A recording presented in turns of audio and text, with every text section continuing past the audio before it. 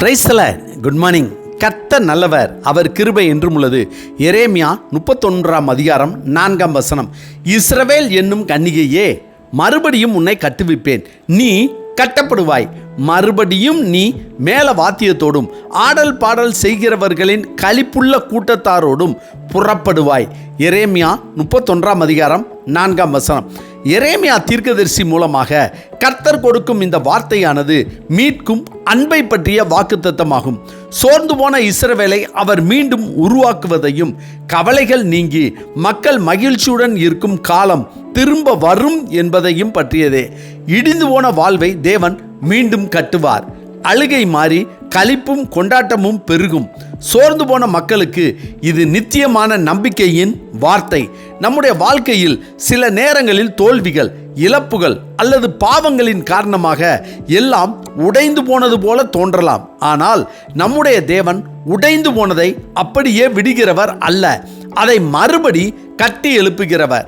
இஸ்ரவேல் ஜனங்கள் பாபிலோனிய அடிமைத்தனத்தில் சோர்ந்து போயிருந்தபோது எரேமியா தீர்க்கதரிசி மூலமாக தேவன் கொடுத்த மாபெரும் ஆறுதல் வார்த்தையான இந்த வசனம் அவர்களுக்கு மட்டுமல்ல, நமது சோர்வுகளையும் நீக்கி, நம் பாவங்களையும் அதன் நிமித்தமாக வந்த வேதனைகளையும் நீக்கி ஆனந்த களிப்பை தரும்படியாய் நமக்கு நம்பிக்கையையும் மகிழ்ச்சியும் கொடுக்க கர்த்தரே வல்லவர் என்பதை புரிய வைக்கிறது.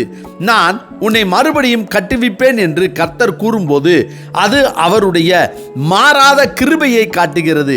நாம் எவ்வளவு கீழே விழுந்திருந்தாலும் நம்மை தூக்கி நிறுத்த அவர் வல்லமை உள்ளவர். மனிதர்கள் உடைந்து போனவைகளை குப்பையில் எறிந்து விடுவார்கள், ஆனால் தேவன் உடைந்த இருதயங்களை புதிதாக உருவாக்குகிறார். நீ கட்டப்படுவாய் என்று தேவன் உறுதியாக சொல்கிறார். இது மனிதனுடைய வாக்குறுதி அல்ல, சர்வ வல்லமை உள்ள தேவனுடைய வாக்குறுதி, கட்டளை. அவர் சொன்னால் அது நிச்சயம் நடக்கும். சூழ்நிலைகள் நமக்கு எதிராக இருக்கலாம். மனிதர்கள் நம்மை பார்த்து இவன் தேரமாட்டான் என்று சொல்லலாம். ஆனால் தேவன் நம்மை குறித்து சொன்ன வார்த்தை ஒருபோது மீன் போகாது. மறுபடியும் நீ மேல வாத்தியத்தோடும் ஆடல் பாடல் செய்கிறவர்களின் களிப்புள்ள கூட்டத்தோடும் புறப்படுவாய். வனாந்தர பயணம் முடிந்து கொண்டாட்டத்தின் நாட்கள் ஆரம்பமாகும் என்று தேவன் வாக்கு கொடுக்கிறார். ஆம், நம் வனாந்தர அனுபவங்களும் அழுகை நாட்களும் முடிவுக்கு வருகின்றன. தேவன் நம்முடைய துக்க நாட்களை முடித்து களிப்பையும் மகிழ்ச்சியையும் தருவார். நம் துக்கம் சந்தோஷமாய் மாறும். சிம்சோன் தன் பலத்தின் ரகசியத்தை தேவனுக்குரிய அர்ப்பணிப்பாக காக்க தவறினான். ஸ்திரீயின் மோகத்தால் விழுந்தான். பெலிஸ்தியர் அவனுடைய கண்களை பிடுங்கி சிறைச்சாலையில் மாவரைக்க வைத்தார்கள். அவன் தன் இறுதி நாட்களில் தேவனை நோக்கி கதறினான், ஆண்டவரே, இந்த ஒரு விசை மாத்திரம் என்னை நினைத்தருளும் என்று ஜெபித்த போது மீண்டும் பலப்படுத்தப்பட்டான். அதாவது கர்த்தரால் கட்டப்பட்டான். தாவீது தேவனுடைய இருதயத்துக்கு ஏற்றவராக இருந்தார். ஆனால் உப்பரிக்கையிலிருந்து பத்சேபாளை பார்த்து இச்சித்து அவளோடு பாவம் செய்தார். எனவே கர்த்தர் நாத்தான் தீர்க்கதரிசி மூலம் தாவீதை கடிந்து கொண்டார். அவர் செய்த தவறை உணர்த்திய போது அவர் சாக்கு போக்கு சொல்லாமல் தன் பாவத்தை முழுமையாக ஒப்புக்கொண்டு உண்மையாக மனஸ்தாபப்பட்டார். தாவீது உபவாசம் இருந்து உருகி ஜெபித்து தன் குற்றங்களை அறிக்கை செய்தார்.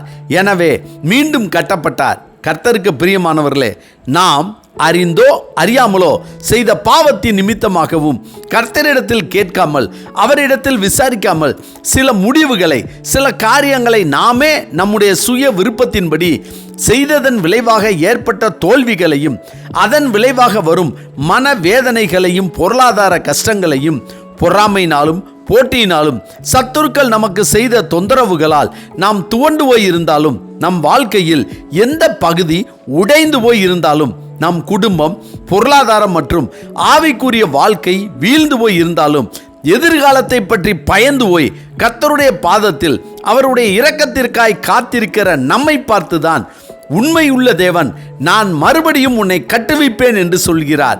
எனவே கர்த்தர் நம்மை மீண்டும் நிலைநிறுத்தி நம் முகத்தில் மகிழ்ச்சியை கொடுப்பார். ஆகவே நாம் நம்மையே அவருடைய கரத்தில் அர்ப்பணிப்போம். மகிழ்ச்சியாய், சமாதானமாய், ஆனந்த களிப்போடு ஆசீர்வாதமாய் வாழ்வோம். அம்மேன். ஜெபிப்போமா.